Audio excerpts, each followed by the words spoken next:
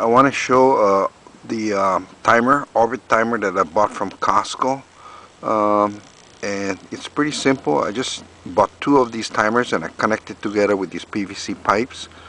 I ran the piping down and connected to a garden hose, which in turn connects to the water faucet. The outlet side comes down to these PVC pipes, half-inch PVC pipes, and you can see I got 3 zones. I was able to get 3 zones. You can actually make 4 zones, and it goes out to the yard. And let me just kind of show you quickly. This is where I make the connection from the water hose. I make a Y connection. One of them goes to the garden hose and the other one goes to the sprinkler system. And it's got a backflow preventer or something that prevents dirt and contaminants into going into the house. And anyway, the PVC pipe goes out, and as you can see, it goes straight out. I just lay it down. You can cover it up with mulch. You can dig a 6-inch trench, and then you can bury it with mulch, whatever. I'm not done yet, but then it goes into these bushes and stuff like that with the flowers, because I got mini sprinklers over there, which is kind of like this, mini sprinklers that I use to kind of water different areas. Then the PVC pipe connects to my sprinkler heads. This is Rainbird sprinkler head. I use an adapter on spike that I put into the ground so that it's kind of fixed, it doesn't move. I actually cut a 6-inch trench in this yard. I ran it across this yard underground, 6 inches under, and then it came out over here. You can see the white PVC pipe connected to the poly tubing, and here's my second sprinkler head, which I try to space it every 20-25 feet. And you can see that I also connected, I made a T with poly tubings, and with this small 1/4-inch poly tubes I can run this fixed sprinkler heads, these mini sprinkler heads. It kind of covers different flowers that I want to water, different areas. And as you can see, I don't know if you can see it, but if you look way down over there, I got more sprinkler heads. Altogether I got 6 of them in this yard that I try to cover, and also different places over there in the flower beds. Yeah, I got mini sprinkler heads that I kind of get. And for now, maybe I can kind of show you that I got everything just laying on the top of the ground. But again, you can cover it with mulch, or you can dig a small little 6-inch trench and just bury it in the ground so that it be hidden. The idea is to kind of make it low cost, so that you don't have to spend as much for a sprinkler system. Anyway, this is pretty much a simple system that I kind of came up with, and I think the idea was to make it as low cost as possible and just connect it to like a garden hose, without having to spend a lot of money with digging up the yard and connecting directly to the outside water source. Yeah, but it covers this area pretty good. Does a pretty good job.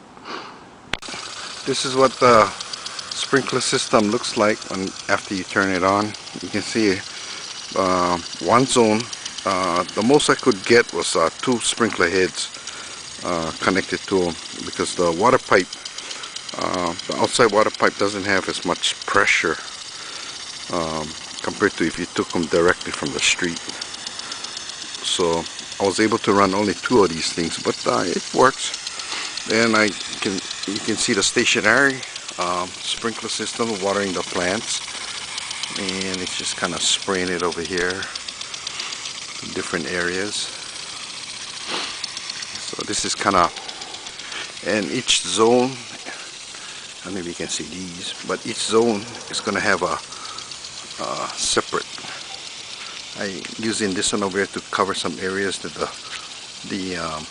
the pulsating sprinkler head could not reach. So this is how it kind of works. And you can kind of see what I tried to do was kind of try overlap all the sprinkler heads, yeah, so that it covers as much of the grass as possible. So far it's working okay. You know, I'm kind of still learning about these things on how to do it, you know, so I'm just kind of experimenting. But again, I was trying to get it as low cost as possible.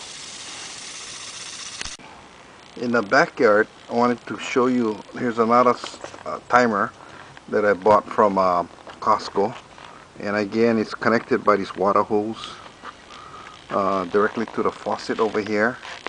And then I run the lines, the poly tube, half-inch poly tube, and it goes on the side of the house, and so that you can kind of see what I do, because we got a vegetable garden that I gotta kind of make sure that you know, that gets watered. You can set the timer daily, you know, every 12 hours. And again, I run the poly tube along the side over here of this corn bed, and I don't know if you can see it right here, but I get this 1/4-inch poly tubing that goes into these the corn beds, and again I attach them to these mini sprinkler heads. There's about 3 of them in the corn bed, and I get you know, different sprinklers that goes into, like for instance, let me see.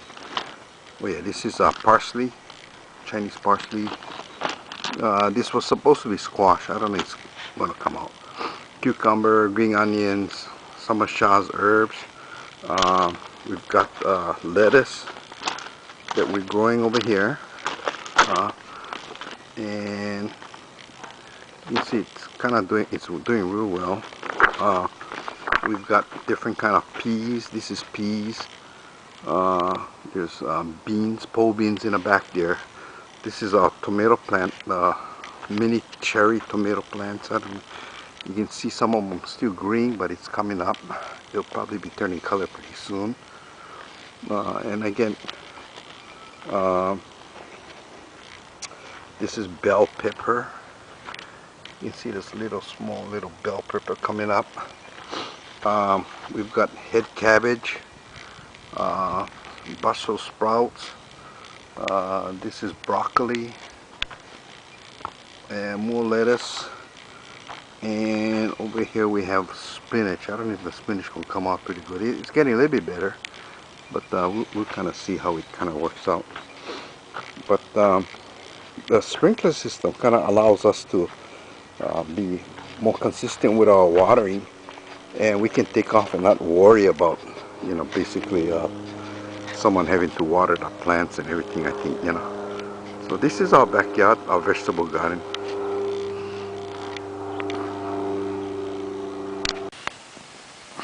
This is the backside when it's in watering, and you can see the mini sprinklers just kind of sprinkling on each one of these vegetables. And depending you know, sometimes I put 2 or 3 sprinkler heads just to kind of show you what it kind of looks like. Here's the lettuce and everything. So it kind of sprinkles into each one of these things. I can set how long it, you know, I want the thing to water, how often, like, you know, it can be twice a day, once a day, every other day, or every 3rd day, or whatever you want to set it to, yeah. The front yard, I set it for each zone waters every, it'll be about 15 minutes long, and I got 3 zones, so it's 45 minutes of watering, and I set it for twice a day for now. It's kind of hot. This backside, actually I start off with 10 minutes, but I think I can get by with even 5 minutes. And again, I set it for once a day, so I might even go every other day and just go a little bit longer, maybe 10 minutes or whatever. But I think, you know, it, and you can do it in the morning early in the morning, like 3 o'clock or 4 o'clock in the morning, when nobody's using water, so that you get a lot more water pressure. The timer is run off batteries, like AAA batteries, so you don't have to connect any electricity to it. So it's pretty efficient. I don't know how good it's gonna last or how long, but it's relatively inexpensive.